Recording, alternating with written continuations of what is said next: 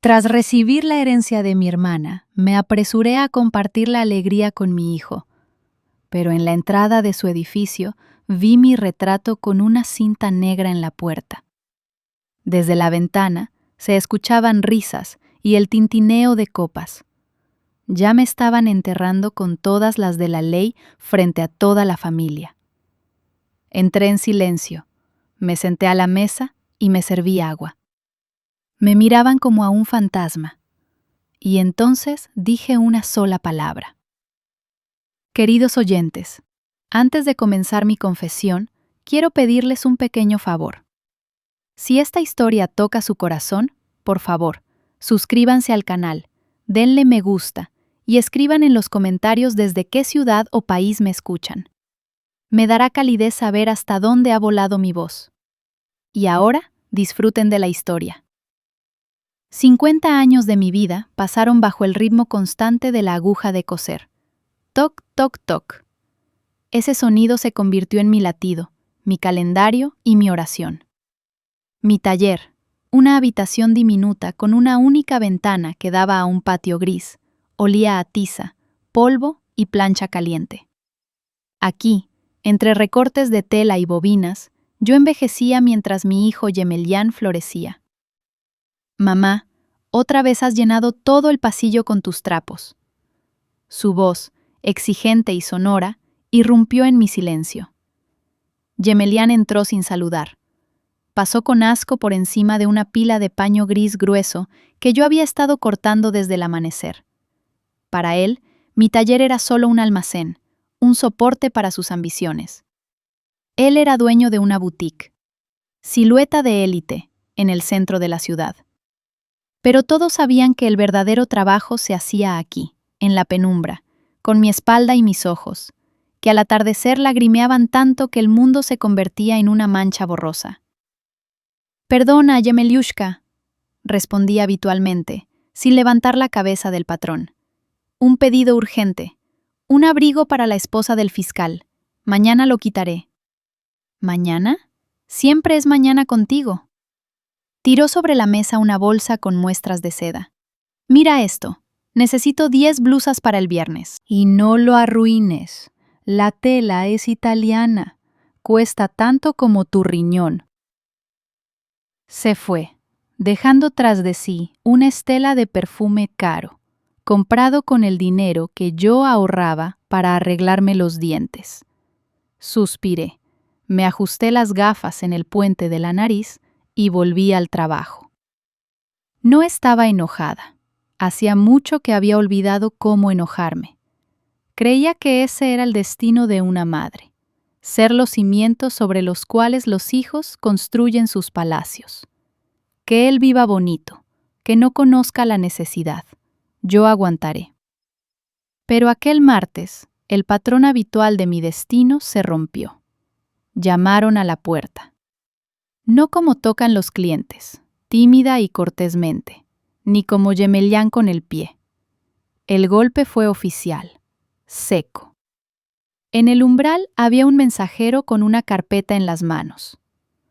Lyubov Gennadievna Obraztsova, tiene un paquete. Firme aquí. El sobre era pesado, de papel amarillento grueso con un sello de lacre. Rompí el sello y del sobre cayó una hoja de papel timbrado.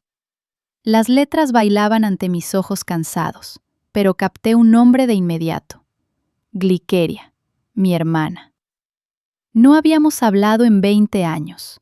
20 años de silencio tras aquella pelea por la casa de nuestros padres, en la cual, como yo pensaba, la culpa era solo de su codicia. Y ahora ha fallecido repentinamente. Lega todos los bienes muebles e inmuebles, a la única heredera.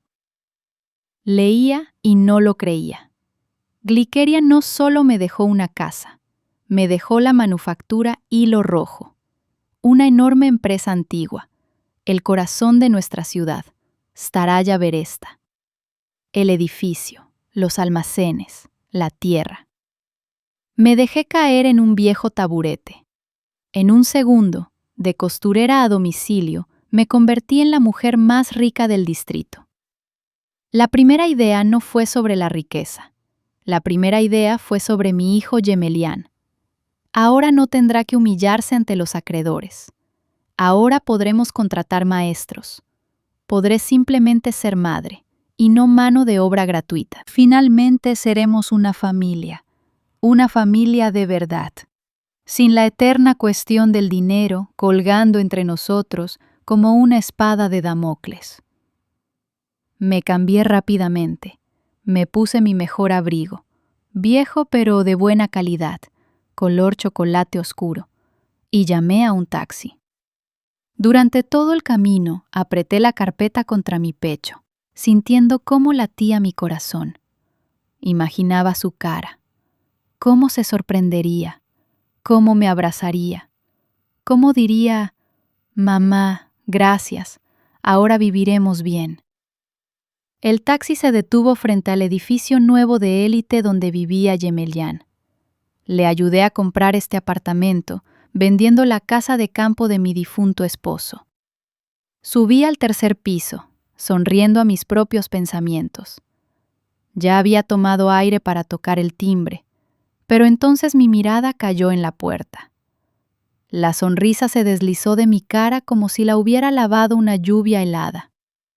En la madera pulida de la puerta, justo debajo de la mirilla, estaba clavado mi retrato.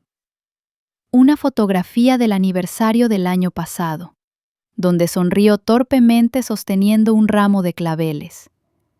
Pero no fue la foto lo que hizo que se me helara la sangre. La esquina del retrato estaba cruzada por una cinta negra de luto. Parpadeé. Una vez. Otra. ¿Quizás es una broma cruel? ¿Un engaño? Pero ¿quién bromea con esas cosas? Estaba parada en el pasillo, y el silencio del edificio presionaba mis oídos. Y luego escuché sonidos detrás de la puerta. Allí no lloraban. No se oían voces ahogadas de dolor. Desde allí llegaba una risa fuerte y retumbante. El tintineo del cristal. El olor a carne asada se filtraba incluso a través del metal denso de la puerta. Bueno, por el descanso eterno. Escuché una voz que hizo que todo se encogiera dentro de mí. Era Nikolai, mi hermano. El mismo Nikolai que no me llamaba durante años, excusándose con estar ocupado. La vieja ya dejó de sufrir. Se fue tranquilamente mientras dormía, como una santa. Sí, el corazón no aguantó, respondió la voz de mi hijo. La voz de Gemelián era animada, incluso alegre. Pero ahora, tío Colia, no hay obstáculos. El taller es mío, el apartamento es mío. Venderemos esa basura e invertiremos en el negocio. El mundo se tambaleó. Algo se rompió dentro de mí. No ruidosamente, no con un estruendo, sino silenciosamente, como un hilo podrido. Las lágrimas que subían a mi garganta hace un segundo se secaron instantáneamente, quemadas por una repentina claridad helada. No solo mentían, estaban celebrando. Bebían por mi muerte, mientras yo estaba viva detrás de la puerta. El miedo desapareció, el dolor desapareció. Solo quedó un vacío resonante y frío. Un frío como el que solo existe en una cripta. Tiré de la manija de la puerta. No estaba cerrada con llave. Esperaban más invitados. Entré en el recibidor. En el perchero colgaban abrigos y chaquetas ajenos. En la sala había una luz brillante encendida. La mesa larga estaba repleta de aperitivos. En la cabecera de la mesa estaba sentado Gemelián, sonrojado, con una copa en la mano. A su lado, Nikolai, ya sirviéndose ensalada. Alrededor estaban sentados parientes, tías, primos, sobrinos. Todos aquellos que durante años olvidaban felicitarme por mi cumpleaños. El ruido en la habitación no cesó de inmediato. Primero se callaron los que estaban sentados frente a la entrada. Sus ojos se redondearon. Los tenedores se congelaron en el aire. El silencio se propagó por la mesa como una ola, hasta que alcanzó a Gemelián. Él se giró, siguiendo las miradas de los invitados. La copa se le cayó de los dedos. El sonido del vidrio roto sonó como un disparo. El vino tinto se derramó por el mantel blanco como sangre. Nicolai se atragantó y tosió. Su cara se llenó de manchas. No dije ni una palabra. Pasé junto a ellos. Sintiendo su horror sobre mí, me moví suavemente, como si flotara sobre el suelo. Me acerqué a la mesa. No había sillas libres, pero mi prima Valia saltó, tirando su silla, y corrió hacia la pared, santiguándose.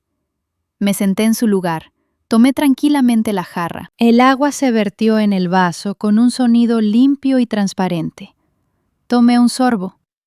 El agua estaba fría, y eso era lo único que sentía. Me miraban como a un muerto resucitado. Gemelián estaba más blanco que la tiza. Sus labios temblaban. Puse el vaso en la mesa, levanté los ojos y miré primero a mi hermano, luego a mi hijo. En sus ojos no vi alegría por el hecho de que estuviera viva, solo vi el miedo animal a ser descubiertos. Es pronto, pronuncié en voz baja. Mi voz no tembló, sonó firme, como el golpe de un martillo.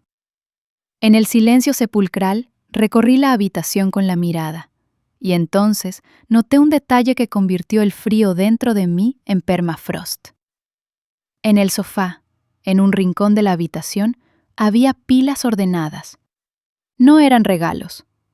Allí estaba mi costurero de caoba, un recuerdo de la abuela, mis cortes de lana, mi ícono en marco de plata, e incluso el candelabro antiguo que guardaba en el estante superior del armario.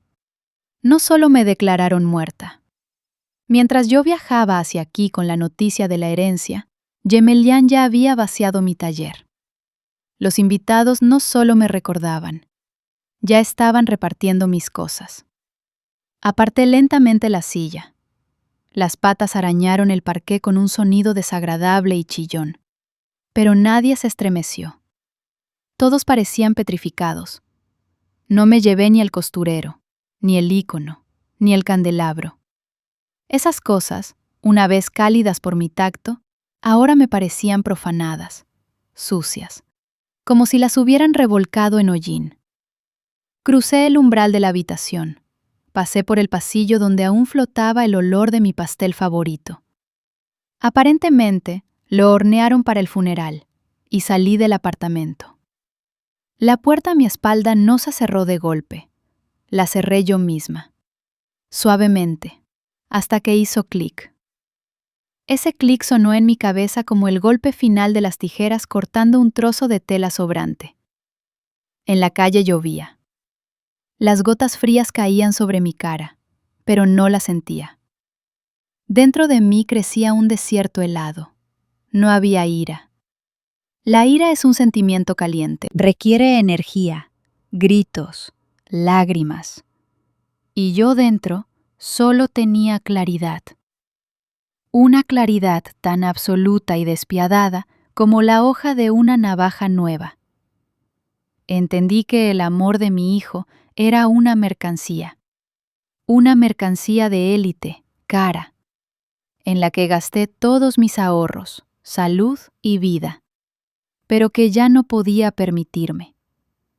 No fui a casa. No se podía volver a ese cuartucho donde las paredes recordaban mi humillación.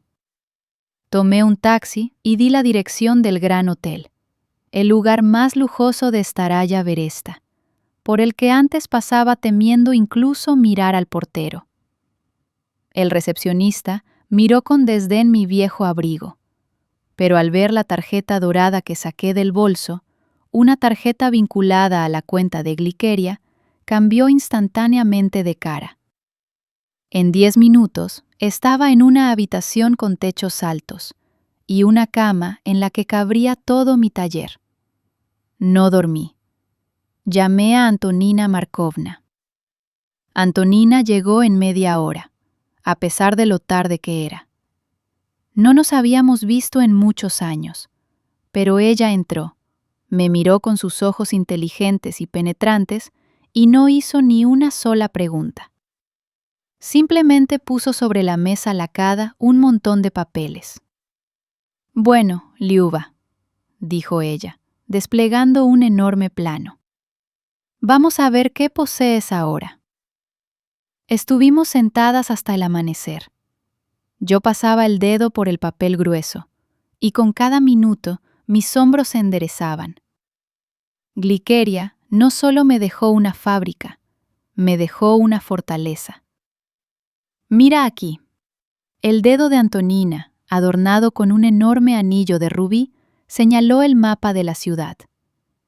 Aquí está la calle Lenin, número 7, boutique silueta de élite. Es la tienda de Yemelián, asentí. Era la tienda de Yemelián. El edificio pertenece a la manufactura Hilo Rojo. Tu hijo lo alquila bajo condiciones preferenciales que expiraron. Ella verificó la fecha. Hace 3 meses. Glikeria no renovó el contrato. ¿Y esto? Señalé un anexo en el ala norte de la propia fábrica.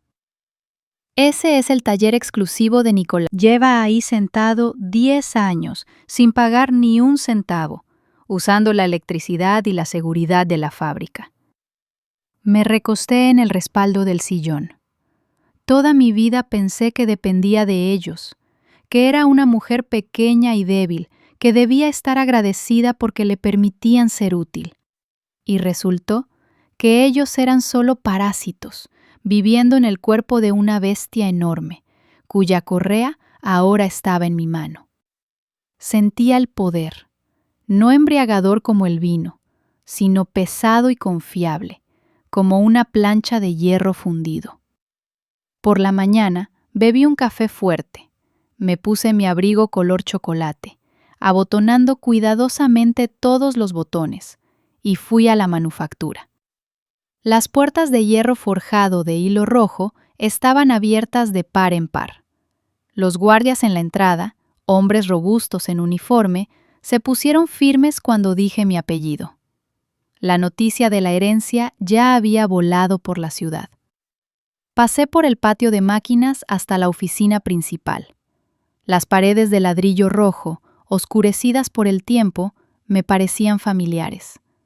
Aquí olía a lana, aceite de máquina e historia. En la oficina del gerente estaba tranquilo. La secretaria, una chica joven con ojos asustados, saltó al verme aparecer. «Reúna a los jefes de turno y al servicio de seguridad», dije con calma. «Ahora mismo». En 10 minutos, 3 hombres estaban parados frente a mí. Miraban con recelo, esperando histeria o incompetencia, pero yo hablaba un idioma que ellos entendían, el idioma de los hechos. «A partir de hoy», comencé, mirando directamente a los ojos al jefe de almacén, «el envío de cualquier mercancía para empresario individual o Braztsov e hijo se detiene por completo.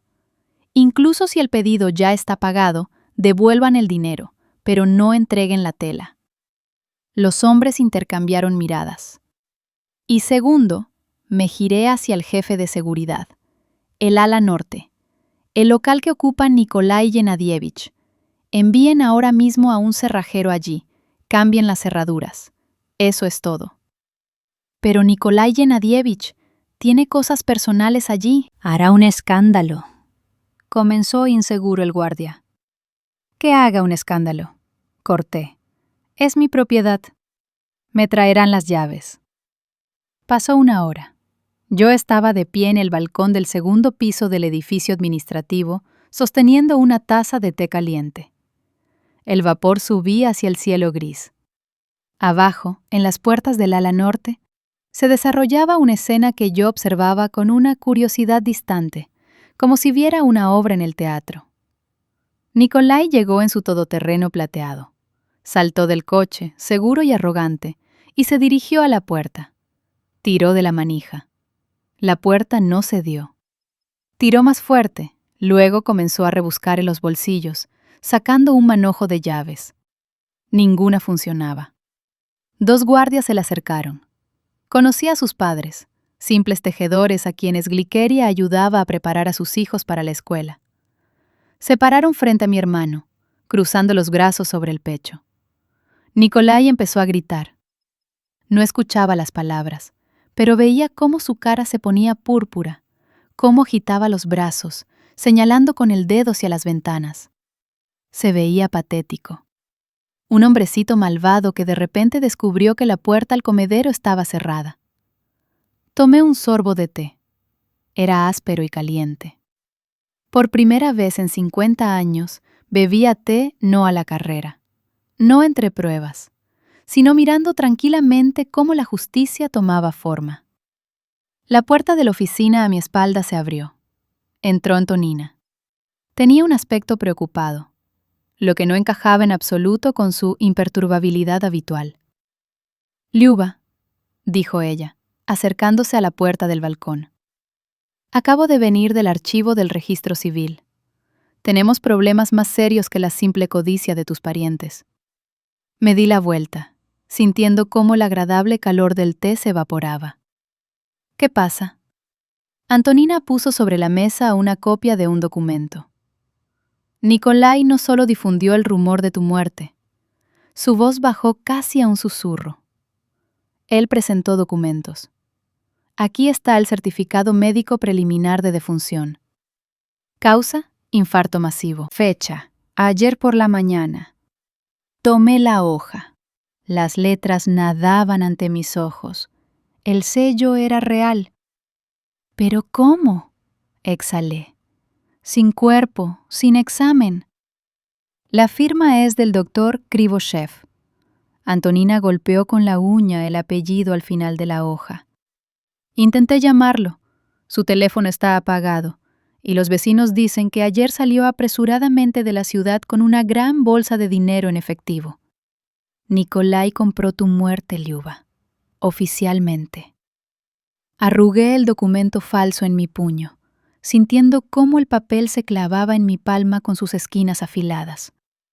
El miedo que debería haberme paralizado se quemó hasta los cimientos, dejando tras de sí solo una rabia fría y calculadora.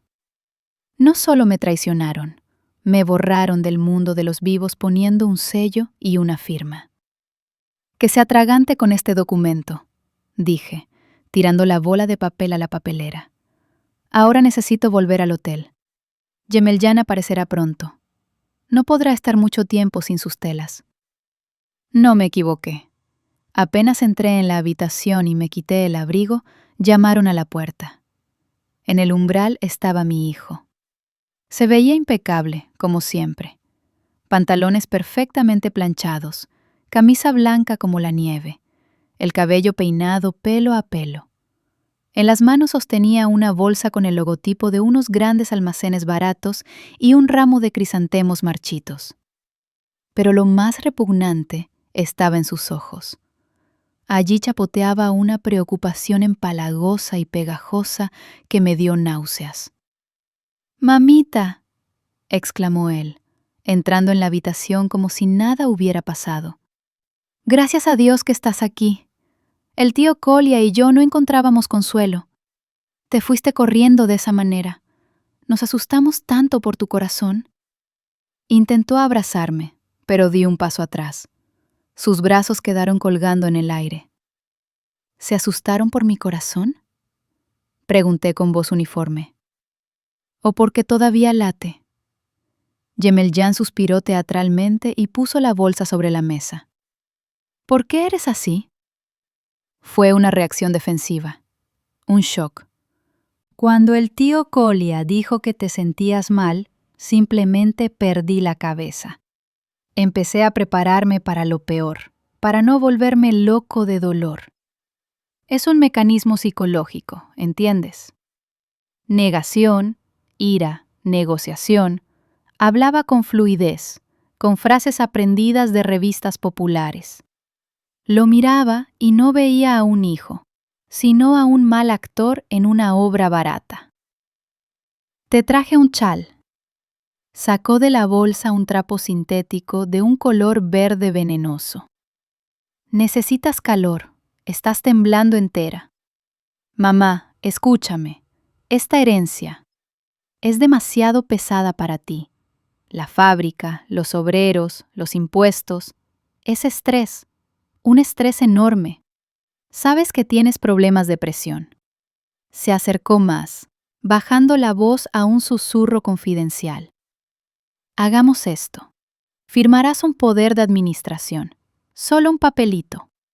El tío Colia y yo asumiremos toda esta carga, y tú irás al sanatorio, a Bosque de Pinos. ¿Recuerdas? Allí hay aire, procedimientos, paz. Descansarás un añito o dos. Te lo mereces.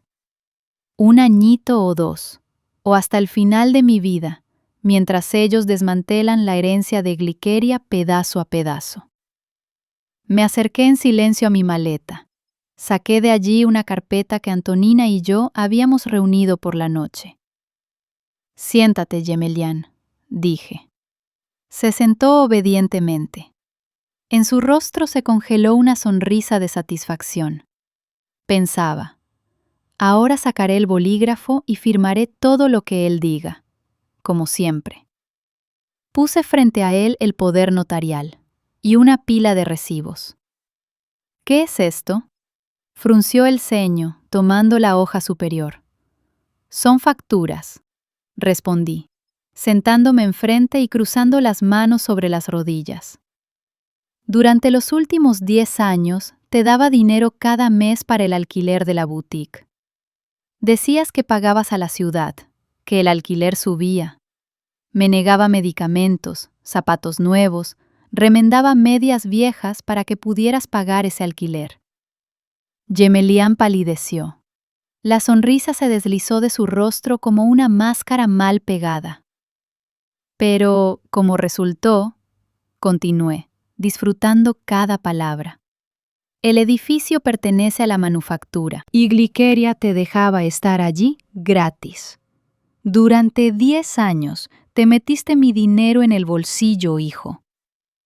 Esto es un malentendido, balbuceó él, apartando los recibos. Mamá, no entiendes de negocios.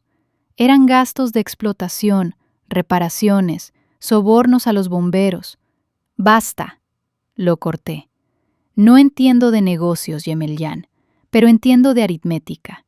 Y entiendo la ley, ya que ahora soy la dueña del edificio, y no tienes contrato de alquiler, y la deuda por gastos de explotación no está pagada. Inicio el procedimiento de desalojo. Saltó de la silla, volcándola. No te atreverás, chilló. Su voz se rompió en un falsete. Es mi tienda, mi vida. ¿Quieres echar a tu propio hijo a la calle? Eres cruel, despiadada. ¿Cruel? Me levanté. Ahora lo miraba desde arriba, aunque él era una cabeza más alto que yo. Ayer bebías vino por el descanso de mi alma. Ya repartiste mis cosas. Me enterraste viva, Gemelián. Y los muertos no tienen hijos. Y los muertos no tienen piedad. Mamá, por favor. De repente se desinfló, convirtiéndose en ese niño pequeño que una vez rompió un jarrón y temía el castigo. ¿A dónde iré?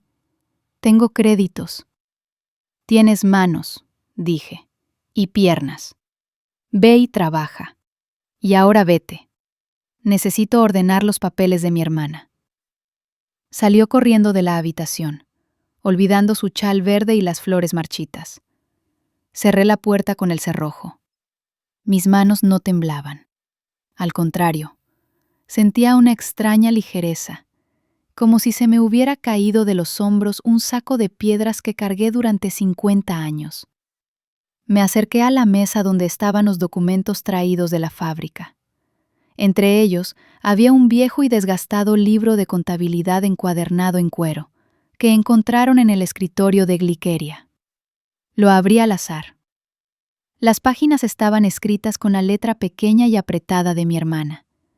Columnas de números, fechas, notas. Comencé a leer más atentamente. No era solo un registro de telas, era un diario de desapariciones. Mayo 2015. Desapareció la azucarera de plata del servicio de la bisabuela. Nikolai juró que vio cómo se la llevaba la limpiadora. Despidieron a la limpiadora. Vi la azucarera en la casa de empeños de la calle Sadovaya una semana después. Agosto 2018. Desapareció el broche con granates. Nikolai le regaló uno igual a su amante, solo que las piedras eran de vidrio. El original vendido al anticuario Boris. Pasaba página tras página. Glikeria lo sabía todo. Anotaba cada crimen de su hermano. Cuadros, plata de mesa, tapices antiguos. Todo esto se filtraba durante años de la mansión familiar. Y lo más terrible, frente a cada desaparición había una nota. Reemplazado por una copia. Nikolai no solo robaba, reemplazaba nuestra historia con falsificaciones baratas. Destripó el alma de nuestra casa, dejando solo una cáscara bonita. Al final del cuaderno había una hoja doblada en 4. La desdoblé. Era una lista. Vendido al coleccionista Schwartz. Ícono de San Nicolás. Siglo X. Collar de perlas. Copia. Anillo con esmeralda. Copia. Cerré el libro. Ahora entendía por qué tenía tanta prisa por entrar en su ala norte. Allí, en su taller, seguramente se guardaba el resto de lo que no había logrado vender, o las herramientas para crear falsificaciones. Mi hermano no era solo un estafador, era un saqueador que robaba las tumbas de sus antepasados. Sabía lo que debía hacer a continuación. Cerré de golpe el cuaderno negro de Glikeria e inmediatamente marqué el número de Antonina. Los tonos duraron mucho, pero cuando respondió, su voz estaba tensa, como si esperara esta llamada. Liuba, encontré al doctor Krivoshev, dijo sin preámbulos. O más bien, a su ex enfermera. Me contó cosas que me pusieron los pelos de punta. Necesitas venir a mi oficina, ahora mismo. En 20 minutos ya estaba entrando en el despacho de la notaria. En la mesa de Antonina no había un papel, sino una carpeta entera. Siéntate y agárrate fuerte, dijo Antonina, empujando la carpeta hacia mí. No es solo una falsificación del certificado de defunción, Liuba. Fue una preparación, una larga y meticulosa preparación. Abrí la carpeta. Arriba había un sobre con el logotipo de la clínica regional. Estaba dirigido a mí, a mi dirección particular, pero nunca lo recibí. Abierto, noté, pasando el dedo por el borde rasgado. Sí, Nikolai interceptaba tu correo del buzón. ¿Recuerdas que fuiste a un chequeo hace 6 meses, quejándote de falta de aire? Recuerdo. El médico dijo entonces que enviarían los resultados por correo, pero no llegó nada. Y Nikolai me dijo que probablemente se perdieron y que él averiguó a través de conocidos. Que tenía el corazón como un trapo, que me quedaba poco de vida, que tenía que cuidarme. Aquí están los resultados verdaderos. Antonina sacó un formulario del sobre. Patología no detectada. Corazón sano. Se recomiendan vitaminas. Está sana como un roble, Liuba.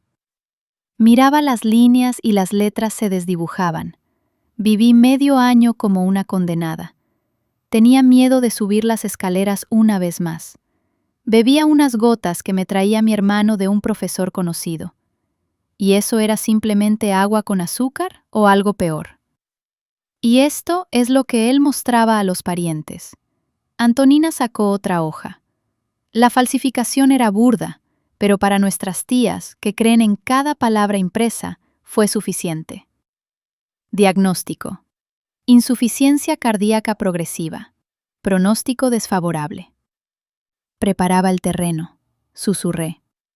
Convencía a todos de que me estaba muriendo, para que cuando anunciara mi muerte, nadie se sorprendiera, nadie exigiera una autopsia. Pobre Liuba, estaba tan enferma. No fue solo una estafa, fue un asesinato lento. El asesinato de mi vida, de mi libertad, de mi fe en mi propio cuerpo. Me hizo sentir una inválida para que fuera más fácil enterrarme. Hay algo más. Antonina me sirvió agua. En la manufactura te espera Ticon. Dice que el asunto no admite demora. Bebí el agua de un trago. La furia que hervía en mí ahora se volvió fría y transparente como el hielo. Ya no era una víctima. Era el juez. En la manufactura me recibió el zumbido de los telares, pero en los talleres reinaba la tensión.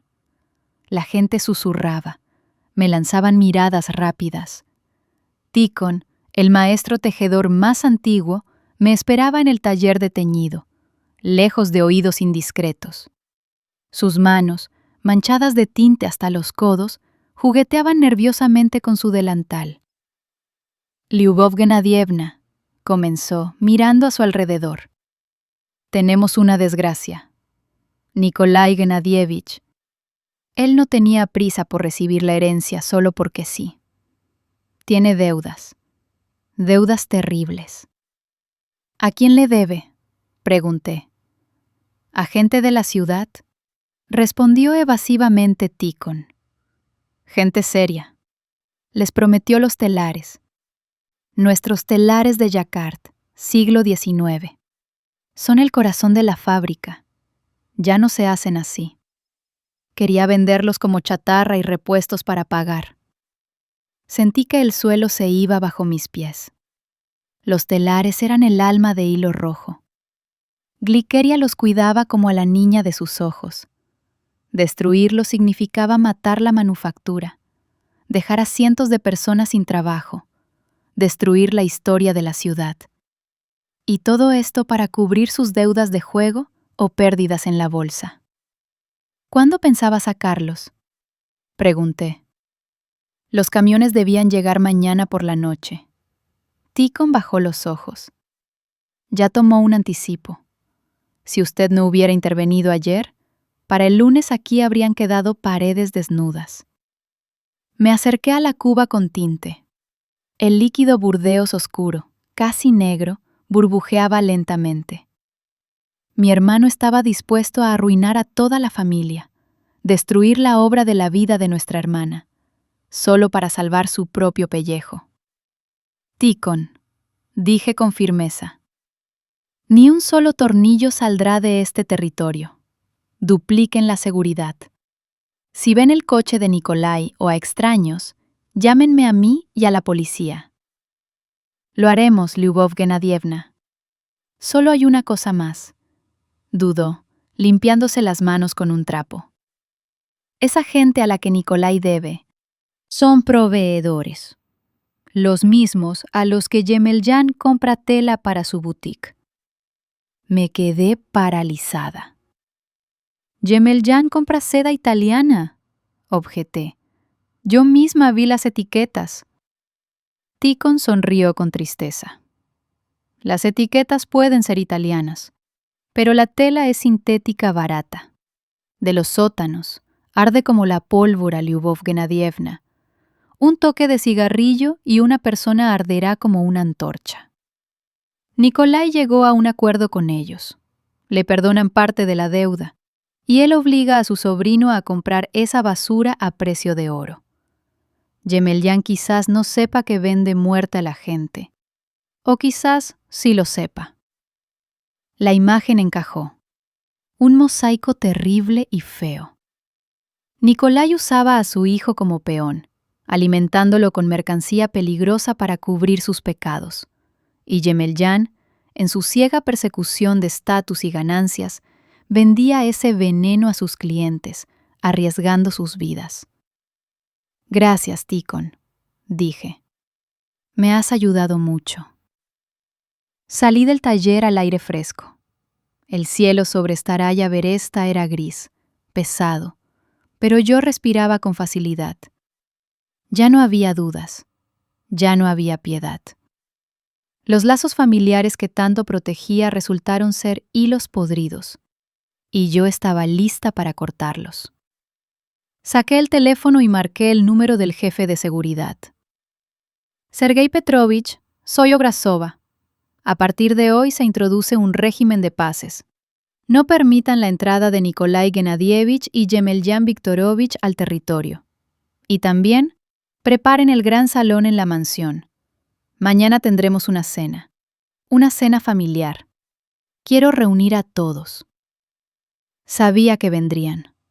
Pensarían que me había rendido, que quería negociar. Pero esta vez el menú lo compondría yo, y el plato principal sería la verdad, amarga como el ajenjo y dura como la piedra. A la mañana siguiente la ciudad zumbaba. La noticia de que Hilo Rojo cerró las puertas a los camiones de Nikolai se extendió más rápido que un incendio. Yo estaba sentada en el despacho de Glikeria, observando a través de la ventana cómo en la entrada daba la vuelta otro camión con materia prima. El conductor gritaba al teléfono, agitando el albarán, pero la seguridad se mantuvo firme. Mi orden se cumplió. Ni un gramo de tela, ni una madeja de hilo abandonó la fábrica sin mi firma personal. Hacia el mediodía, el teléfono en la mesa comenzó a estallar. Llamaban del banco, llamaban los proveedores, pero yo no descolgaba. Esperaba. Sabía lo que estaba pasando en la ciudad. La boutique de Yemelyan estaba vacía. Los compradores que venían por las novedades prometidas se iban sin nada. Los acreedores, oliendo el peligro, ya habían empezado a colapsar los teléfonos de mi hijo. ¿Y Nikolai? Nikolai corría por la ciudad, tratando de encontrar dinero para tapar el agujero que con cada minuto se hacía más grande. Entendieron, finalmente les llegó. No era la histeria de una anciana ofendida, era un bloqueo. Les corté el oxígeno. Hacia la tarde me llamó la tía Zinaida. «Liuba, ¿qué estás haciendo?», gritó ella en el auricular apenas contesté. Kolenka llamó, llorando. Dice, dejas a la familia sin pan. Por tu orgullo dejas a tu propio hermano e hijo en la calle. ¿Cómo no te da vergüenza? Vengan hoy a la cena, tía Zina, respondí con calma. A la mansión a las 7 horas. Lo explicaré todo. Y habrá pan. Vengan todos. Hacia las 7 de la tarde, los coches comenzaron a llegar a la entrada principal de la mansión. Las mismas personas que hace 3 días bebían vino por el descanso de mi alma, ahora caminaban por el camino de grava, mirando a su alrededor y susurrando. Parecían asustados. La majestuosa mansión de Glikeria, con sus altas columnas y ventanas oscuras, los presionaba con su grandeza silenciosa. Los esperaba en el comedor principal. Era una sala enorme, con paneles de roble en las paredes y una mesa larga en el medio. Pero hoy la mesa estaba vacía. Ni mantel, ni cubiertos, ni comida. Solo una jarra con agua y un vaso, el mismo del que bebí en mi funeral. Los invitados entraban y se quedaban paralizados. Nikolai y Yemelyan entraron los últimos. Mi hermano parecía demacrado, sus ojos se movían inquietos, sus manos temblaban. Yemelyan, por el contrario, intentaba mantener la compostura, pero su traje caro ya no podía ocultar la postura encorvada de un hombre acorralado. «¿Dónde está la cena, Liuba?», preguntó Nikolai, tratando de dar autoridad a su voz, pero salió patético. «¿Nos has llamado para burlarte? La gente está hambrienta después del trabajo». «La cena hay que ganársela», respondí, saliendo de la sombra de la chimenea. Llevaba un vestido negro estricto que me había cosido yo misma hace muchos años, pero que nunca había usado. Me recogí el pelo en un moño apretado. Ya no me encorvaba. Estaba erguida, con la mano en el respaldo de la silla alta en la cabecera de la mesa. «Siéntense», dije. Se sentaron, haciendo chirriar las sillas. El silencio era tan denso que parecía que se podía cortar con un cuchillo. Han venido aquí para acusarme de crueldad, comencé, mirando a cada uno a los ojos por turno. Nikolai les dijo que estoy privando a la familia de un trozo de pan, que me volví loca de dolor y poder. Por la sala pasó un murmullo de acuerdo. La tía Zinaida apretó los labios. Pero antes de que empiecen a juzgarme, quiero mostrarles el menú de esta noche. Tomé el control remoto de la mesa y presioné el botón. En las paredes se encendieron lámparas brillantes, dirigidas a hojas de papel de dibujo colgadas alrededor del perímetro de la habitación. Preparé esta exposición todo el día junto con Antonina. Pido atención. Mi voz resonó con eco bajo las bóvedas. Objeto de exposición número 1. Señalé la pared de la derecha. Allí colgaban copias ampliadas de los informes médicos.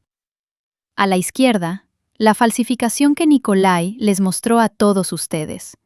Insuficiencia cardíaca. Queda un mes de vida. A la derecha, el original de la clínica. Sana. En la sala ahogaron un grito. Alguien se levantó para examinar los sellos. Nikolai se hundió en la silla. Su rostro se volvió gris. Él los preparó para mi muerte durante medio año. Continué, para que cuando me anunciara muerta, nadie se sorprendiera, para que nadie hiciera preguntas. Es un error, gritó Nikolai. Los médicos se confundieron. ¡Silencio! Mi voz golpeó como un látigo. Objeto de exposición número 2. Señalé otra pared. Allí colgaban extractos del cuaderno negro de Gliqueria y fotografías de las joyas vendidas junto a sus copias baratas. Icono de San Nicolás, con el que la abuela nos bendecía. Vendido en 2019. Servicio de plata. Vendido en 2020. Todo lo que ven en la casa de Nikolai, todo lo que les regaló en las fiestas, es dinero robado a la familia. Él no solo robaba a Gliqueria, robaba la memoria de nuestro linaje. El murmullo se convirtió en un zumbido. Los parientes comenzaron a mirarse, lanzando a Nikolai miradas ya no compasivas, sino sospechosas. Y finalmente, el postre. Me volví hacia Yemelyan. Las facturas del alquiler que supuestamente pagabas a la ciudad y los resultados del análisis de la tela de tu boutique. En el tercer panel colgaba un trozo de la misma tela que le quité a Tikhon y el informe del laboratorio. Material sintético de alta inflamabilidad, peligroso para la vida. Vendías muerte a la gente, hijo. Dije en voz baja, a precio de seda italiana. ¿Sabías que esta tela se enciende con una chispa? ¿Sabías que se derrite y se pega a la piel? Yemelyan se cubrió la cara con las manos. Sus hombros temblaban. Yo no sabía. El tío Kolia dijo, es solo stock. Gimió. Tú no querías saber. Lo corté. Te daba igual, mientras el dinero fluyera. Me acerqué a la mesa. Aquí tienen su pan, dije. Mentiras, robo, traición. Coman. Nikolai saltó. Sus ojos se inyectaron en sangre. ¿Pero quién te crees que eres?, gritó, salpicando saliva. Costurera fracasada. ¿Crees que estos papelitos probarán algo? Gliqueria estaba loca. Impugnaré el testamento. Probaré que la drogaste. Yo... Las puertas del comedor se abrieron con estruendo. Todos se estremecieron y se dieron la vuelta. En el umbral estaba el inspector de policía Petrov. Lo conocía desde la infancia. Era un buen chico, aunque no muy brillante. Pero ahora se veía extremadamente serio. Detrás de él se vislumbraban 2 sargentos. Nikolai sonrió ampliamente. «Y aquí está la policía», exclamó triunfante. «Gracias a Dios. Arresten a esta loca. Nos retiene aquí por la fuerza. Robó documentos». Petrov caminó lentamente hacia el centro de la sala. Me miró, asintió brevemente y luego se volvió hacia Nikolai. «¿Nikolai Gennadievich Obraztsov?», preguntó oficialmente. «Sí, soy yo. Soy la víctima». «Tiene una citación». Petrov le tendió un papel y una orden de prohibición de salida. ¿Qué? La sonrisa de Nikolai se deslizó, reemplazada por una máscara de horror. ¿Qué prohibición? ¿Por qué? Por malversación a gran escala, explicó tranquilamente el inspector. La ciudadana Obraztsova Lyubov Gennadievna presentó una denuncia por el robo de joyas familiares. A la denuncia se adjunta un inventario y las declaraciones de los peristas, a quienes ya hemos interrogado. Lo identificaron a usted, ciudadano Obraztsov. En la sala se hizo un silencio pesado, como una losa funeraria. Nikolai estaba con la boca abierta, tomando aire como un pez arrojado a la orilla. Me miró. En su mirada ya no había ni arrogancia ni superioridad. Solo había el miedo animal de una rata acorralada.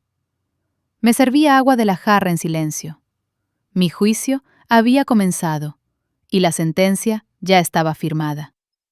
El papel cayó de los dedos debilitados de Nikolai y planeó hasta el parqué. El silencio que encadenaba la sala se rompió, estallando en caos. Las tías comenzaron a lamentarse, agarrándose el corazón. Los primos saltaron de sus asientos, gritando unos sobre otros. Todos exigían explicaciones, todos acusaban a todos. Nikolai, como despertando de un golpe, de repente se enderezó. Su rostro se contorsionó en una mueca de desesperación mezclada con furia. Entendió que ya no tenía nada que perder, y fue a por todas. ¡Silencio!, gritó tan fuerte que la lámpara bajo el techo tintineó lastimeramente. ¡Cállense todos! ¿Qué? ¿Le creen a esta? ¿A esta loca? Me señaló con el dedo, y su mano temblaba. Mírenla, no está en sus cabales. El dolor le nubló la razón. Inventó todo esto para vengarse de mí porque Glikeria me quería más. Se volvió hacia los ancianos del clan, el tío Vasia y la tía Sina, que estaban sentados con la cabeza hundida en los hombros. Tío Vasia, conoces nuestras tradiciones. El hombre es el cabeza de familia. ¿Acaso puede una mujer administrar una manufactura? Ella lo arruinará todo en una semana. Glikeria entendía esto. Nikolai metió la mano en el bolsillo interior de su chaqueta y sacó una hoja de papel amarillento doblada en 4. Aquí está. La agitó sobre su cabeza. Es una carta de Glikeria. La escribió hace 5 años. Aquí dice negro sobre blanco. Mi hermana Lyubov es inestable. Tiene ataques de paranoia. En ningún caso le confíe en la gestión de los asuntos. En caso de mi muerte, nombro tutor a mi hermano Nikolai. Los parientes volvieron a hacer ruido, ahora mirando con duda hacia mí. La palabra loca siempre asusta, especialmente cuando se trata de mucho dinero. Yemelyan, oliendo que el viento cambiaba, inmediatamente siguió el juego del tío. Se arrojó a los pies de la tía Sina, esparciendo lágrimas falsas por sus mejillas. «Es verdad», aulló. «Mamá no es ella misma. Tan pronto como se enteró de la herencia, se convirtió en un monstruo. Me echó a la calle, amenazaba, gritaba. Está enferma. Necesita tratamiento, no poder. Sálvenla de sí misma». Miraba este espectáculo con una calma helada. Eran patéticos. 2 buitres peleando por un trozo de carne que resultó ser demasiado duro para sus dientes. No grité. No me justifiqué. Simplemente me acerqué al viejo aparador que estaba en la esquina y saqué de allí un objeto que se veía extraño aquí, como un extraterrestre del pasado. Era una cinta de video. Un ladrillo de plástico negro con una etiqueta para Liuba. Salí al centro de la habitación. El ruido cesó instantáneamente. Todos miraban fijamente la cinta en mis manos. ¿Una carta, dices?, pregunté en voz baja, mirando directamente a los ojos de mi hermano. Glikeria me consideraba loca. Sí, escupió Nikolai, aunque en sus ojos brilló el miedo. Ella te tenía miedo. Glikeria te conocía, Kolya, dije. Te conocía mejor que nadie, y sabía lo que harías cuando ella no estuviera. Por eso no dejó una carta. Una carta se puede falsificar, la letra se puede copiar. Ella dejó su voz y su cara. Me acerqué al mueble donde estaba el viejo televisor con la videograbadora. Glikeria lo guardaba como recuerdo. Inserté la cinta. El mecanismo la tragó con un clic. La cinta zumbó. En la pantalla aparecieron interferencias, y luego surgió el rostro de mi hermana. Estaba sentada en este mismo sillón, donde ahora estaba yo parada. Se veía cansada, pálida, pero sus ojos ardían con determinación. Liuba, pronunció Glikeria desde la pantalla. Su voz, un poco ronca y familiar, hizo que mi corazón se encogiera. Si estás viendo esto, significa que ya no estoy. Y significa que Nikolai ya intentó engañarte. En la sala, alguien jadeó. Nikolai retrocedió. Hace 20 años, continuó la hermana desde la pantalla, nos peleamos por la casa de los padres. Pensabas que yo era codiciosa, pero no sabías la verdad. Nikolai me dijo que querías vender la casa por las deudas de tu marido, y a ti te dijo que yo te echaba a la calle. Él nos enfrentó, Liuba, para robarnos a las dos por separado. Sentí como una lágrima rodaba por mi mejilla. 20 años. 20 años viví con un rencor que creó mi propio hermano. 20 años no abracé a mi hermana por sus mentiras. Me robaba durante años. La voz de Glikeria se volvió más dura. Falsificaba albaranes, vendía telares, cambiaba cuadros por copias. Lo aguanté porque es familia.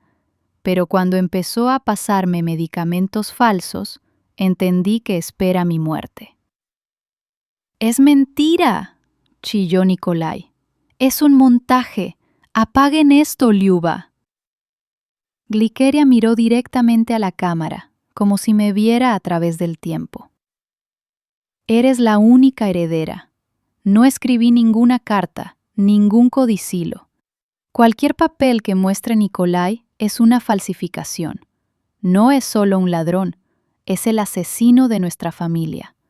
No le creas, y perdóname por no haber encontrado fuerzas para decirte esto en vida. Te quería, hermanita, siempre. La pantalla se apagó, cambiando a ruido blanco. En la sala había un silencio sepulcral. Incluso Yemelyan dejó de sollozar. Todos miraban a Nikolai. Estaba de pie, con la espalda pegada a la pared, acorralado y mojado de sudor. Su mentira fue arrancada como yeso podrido, exponiendo el moho negro debajo. Di un paso hacia él. No solo intentaste matarme, Nikolai, dije. Mi voz sonaba sorda, pero cada palabra caía como una piedra. No mataste mi cuerpo. Mataste 20 años de mi vida con mi hermana. Nos robaste la oportunidad de reconciliarnos. Nos robaste nuestro perdón y nuestro adiós. Su rostro se deformó por el odio. Entendió que era el final, que ya no había trucos, no había mentiras tras las cuales esconderse. «Maldita seas», gritó con una voz inhumana. «Dámelo». Se lanzó hacia mí. En su mano brilló algo pesado, tal vez un pisapapeles o una estatuilla que agarró de la repisa de la chimenea. No apuntaba a mí, apuntaba a la videograbadora. Quería destruir la única prueba, la voz de la hermana que lo sentenció. Ni siquiera tuve tiempo de asustarme. De las sombras, de los rincones de la habitación donde colgaban cortinas decorativas, surgieron figuras. No eran guardias, eran tejedores, Tícon y 2 de sus hijos robustos. Estuvieron allí todo este tiempo, guardianes invisibles y silenciosos. Tícon interceptó la mano de Nicolai en el aire, fácilmente, como una rama. Otro tejedor le retorció el codo. Nicolai aulló y soltó la estatuilla. Golpeó sordamente la alfombra.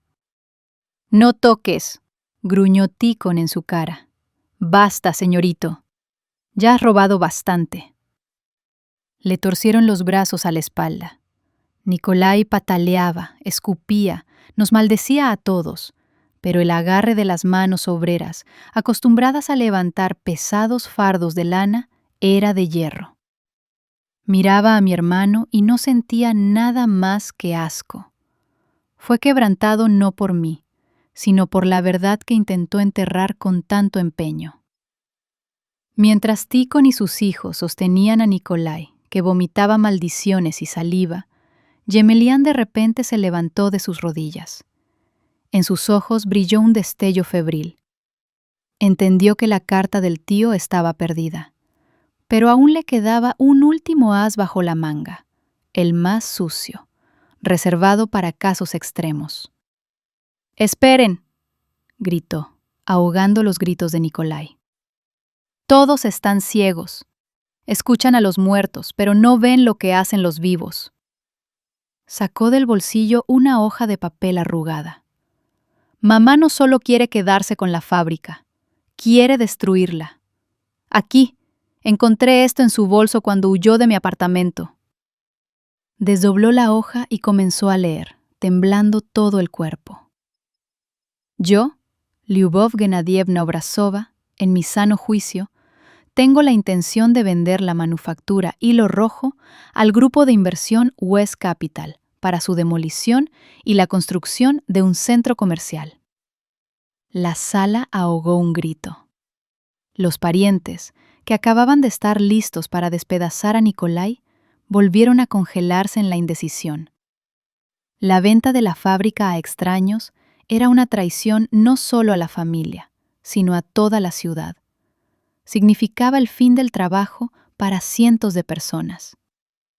«¡Ella nos vendió!», chillaba Gemelián, señalando el papel. «Ella ya llegó a un acuerdo. Por eso nos echó a mí y al tío Kolia. Estorbábamos en el trato. Quiere tomar el dinero e irse al extranjero. Es una traidora». El tío Vasia se levantó lentamente, apoyándose en su bastón. «Liuba», preguntó pesadamente, «¿es verdad? ¿Quieres demoler el legado de los abuelos?». Miré a mi hijo. Era patético en su mentira. Ni siquiera se molestó en inventar un nombre creíble para la empresa. West Capital. Sonaba como de una mala serie. «Dámelo». Extendí la mano. Gemelián retrocedió, apretando el papel contra su pecho. «No, lo romperás. Es una prueba». «¿Prueba de qué? ¿De tu estupidez?». Me volví hacia Antonina. «Tonia, enséñales». Antonina abrió su carpeta y sacó un documento con sello oficial. No se puso a gritar. Simplemente lo puso sobre la mesa frente a los ancianos. «Este es el estatuto de la Fundación Legado de los Abrazov», pronunció fuerte y claro. «Registrado esta mañana. Fundadora, Lyubov Genadievna Abrazova». El tío Vasia se puso las gafas y se inclinó sobre el documento. «Punto primero», leyó en voz alta, pasando el dedo por las líneas. «El complejo patrimonial de la manufactura Hilo Rojo se transfiere en uso gratuito a la Fundación y recibe el estatus de objeto intocable de patrimonio cultural. La venta, fragmentación o cambio de perfil están prohibidos sin el consentimiento del Consejo Municipal y del Consejo del Colectivo Laboral». Levantó los ojos hacia mí. En ellos había lágrimas. «¿Prohibidos?», preguntó de nuevo. «Para siempre», respondí. «No puedo vender la fábrica, incluso si quisiera. Me he atado las manos con este estatuto para que nadie, ni yo, ni mis herederos, ni personas casuales, puedan destruir lo que se construyó durante siglos». Me volví hacia Yemelyan. Tu papel es una falsificación, hijo, tan barata como la tela en tu tienda. Intentaste difamarme ante la gente a cuyos hijos planeo enseñar el oficio. ¿Intentaste poner en mi contra a la ciudad que intento salvar? Yemelyan soltó su documento. Se hundió lentamente en la silla, cubriéndose la cara con las manos. Entendió que había perdido definitiva e irrevocablemente. Su mentira se estrelló contra el muro de hormigón de la verdad. Y ahora, dije, escuchemos a Glikeria. Asentí a Tícon, y éste soltó a Nicolai, pero se quedó de pie a su lado, cerniéndose sobre él como una montaña. Nicolai ya no se resistía. Estaba sentado, encorvado, mirando al suelo. En la pantalla surgió de nuevo el rostro de la hermana. Sé que Nicolai intentará usar a la familia, decía su voz, llenando la habitación de dolor y sabiduría. Presionará con la lástima, con las tradiciones. No lo escuchen. Nos traicionó a todos. Vendió la memoria de nuestros padres por deudas de juego. Liuba, te dejo todo a ti, porque sé que tienes lo que él no tiene. Tienes conciencia, y tienes manos que saben crear, y no solo tomar. La grabación terminó, la pantalla se apagó. En la sala se hizo el silencio, pero ahora era diferente. Era un silencio de purificación. Los parientes callaban, pero sus miradas hablaban más fuerte que las palabras. La tía Zinaida se acercó a mí y, sin decir una palabra, me abrazó. El tío Basia golpeó el suelo con su bastón y escupió en dirección a Nicolai. «Fuera», dijo. «Que no quede ni rastro de ti aquí. No eres de nuestra familia». Nicolai levantó la cabeza. Su rostro era gris como la ceniza. «¿A dónde iré?», graznó. «No tengo nada. La casa está hipotecada. El taller me lo quitaron. No tengo a dónde ir». «A la cárcel», respondió el inspector Petrov, dando un paso adelante. «Allí tendrás mesa y techo». 2 sargentos agarraron a Nicolai por los brazos. No se resistió. Caminaba como una muñeca rota, arrastrando los pies. Yemelyan saltó y corrió tras ellos, tratando de deslizarse hacia la salida. «Yo no tengo nada que ver», balbuceaba. «Soy una víctima. El tío me obligó. Yo no sabía nada». «Alto», dije. Yemelyan se congeló junto a las puertas. Se dio la vuelta lentamente. En sus ojos brillaba una esperanza. ¿Y si, de repente, el corazón de madre se ablanda? Me acerqué a él, saqué del bolsillo del vestido una cajita pequeña, la abrí.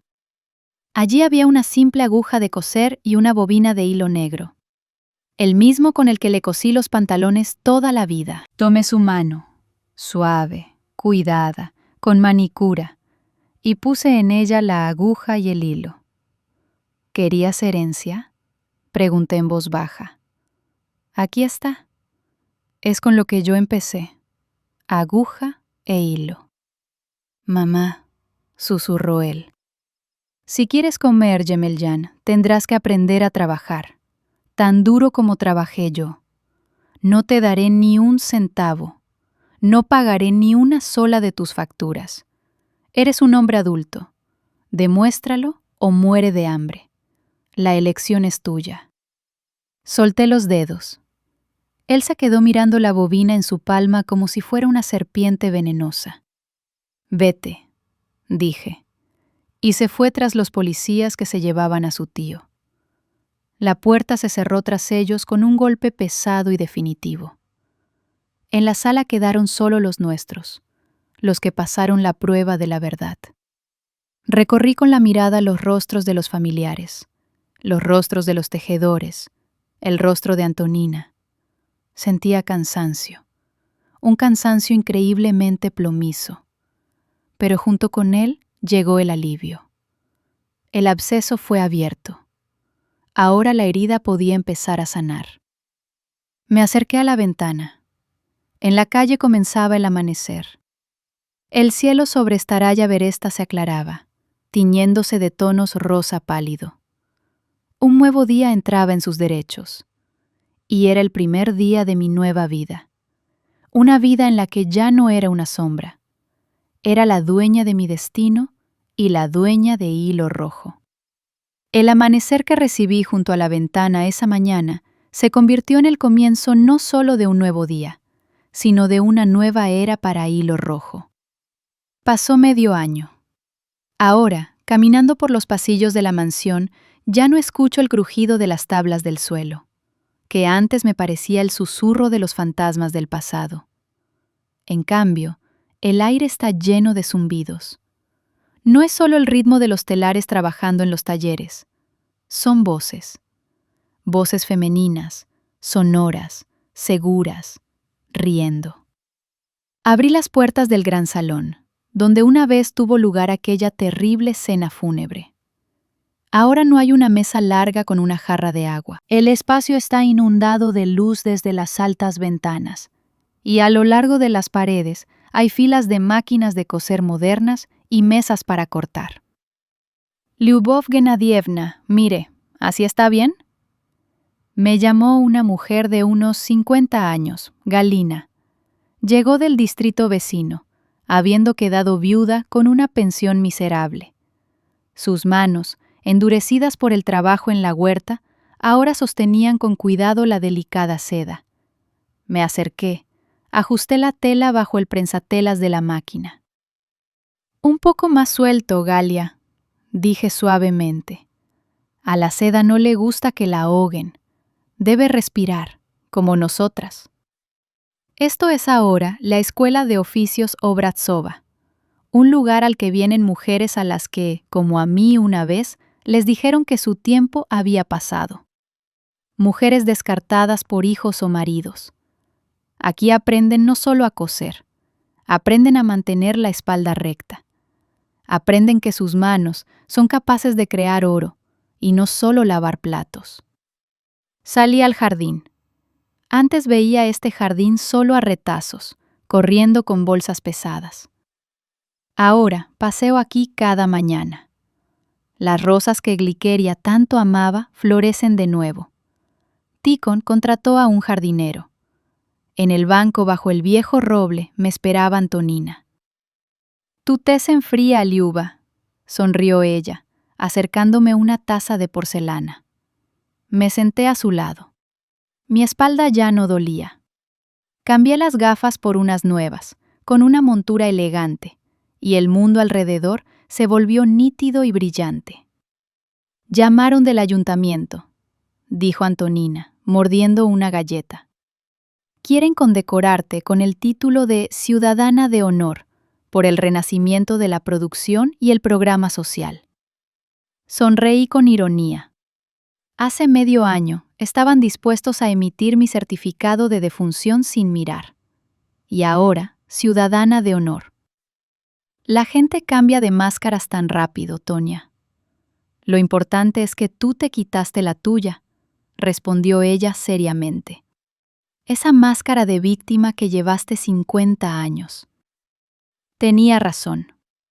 Esa Lyubov Genadievna, que temía la voz fuerte de su hijo, murió. Realmente la enterraron el día que vi mi retrato con la cinta negra. Pero de esa tumba se levantó otra mujer. Una mujer que conoce el precio de cada puntada y cada palabra.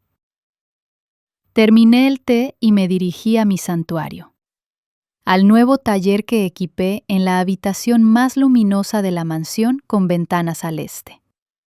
Aquí olía a lavanda y cera de abejas.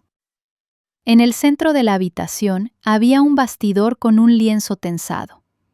Era mi trabajo, mi magnum opus, que estuve creando los últimos meses. Un tapiz. En él no había paisajes ni retratos. Era una abstracción. Una sinfonía de hilos. Abajo, nudos oscuros y enredados de tonos grises y marrones, simbolizando los años de mi esclavitud, miedo y ceguera. Pero cuanto más subía la mirada, más puros se volvían los colores. Hilos escarlata de ira se entrelazaban con hilos dorados de poder, convirtiéndose en un patrón blanco como la nieve de libertad y paz en la cima. Me senté a trabajar. Me quedaba el último toque. Mi mirada cayó sobre la mesa. Allí, junto a las tijeras, había un objeto que conservé. El mismo retrato de la puerta de Gemelián. No lo tiré. Lo traje aquí como recordatorio. La cinta negra de luto aún cruzaba la esquina de la fotografía. De seda, densa, cara. Nicolai no escatimó en los atributos de mi final. Tomé el retrato en mis manos. Mis dedos tantearon habitualmente el nudo en el reverso. ¿Pensaste que era el fin, hermano? Susurré al silencio de la habitación.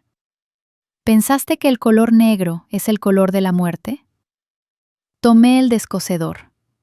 La hoja afilada enganchó fácilmente el hilo con el que estaba sujeta la cinta. Un corte, otro.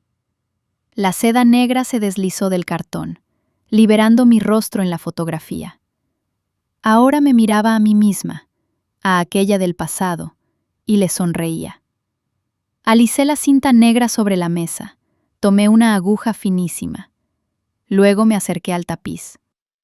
En la esquina superior, donde brillaba el fondo blanco puro, comencé a bordar. Usé el mismo hilo negro extraído de la cinta de luto. Puntada tras puntada. Mis manos se movían con seguridad, rápido, como las alas de un pájaro. El color negro sobre el fondo blanco no se veía fúnebre, se veía gráfico, estricto e infinitamente fuerte. Terminé y corté el hilo con los dientes. En el campo blanco del tapiz, bordado con la seda que estaba destinada a mi tumba, ahora lucía una sola palabra: vida. Dejé la aguja. El sol inundaba la habitación, jugando con reflejos en los hilos dorados de mi historia. Respiré profundamente. Estaba en casa. Era la dueña. Era Lyubov Genadievna Obrazova, maestra de hilo rojo. Y mi vida apenas comenzaba.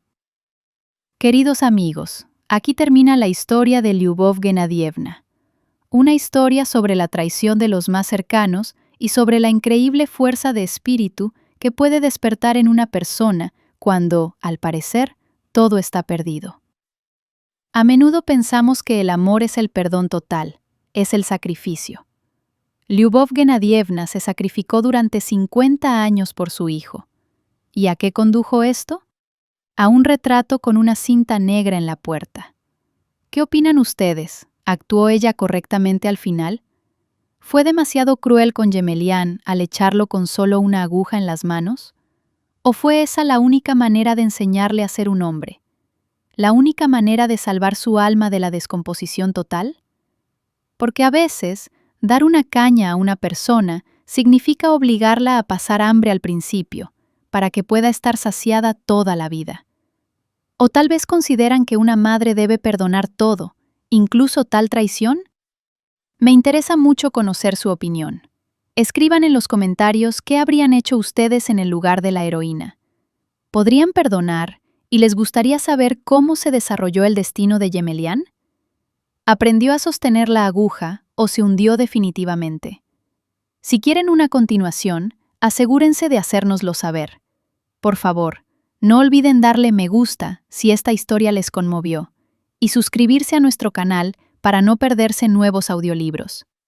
Sus respuestas son la mejor recompensa para el narrador. Les deseamos todo lo mejor.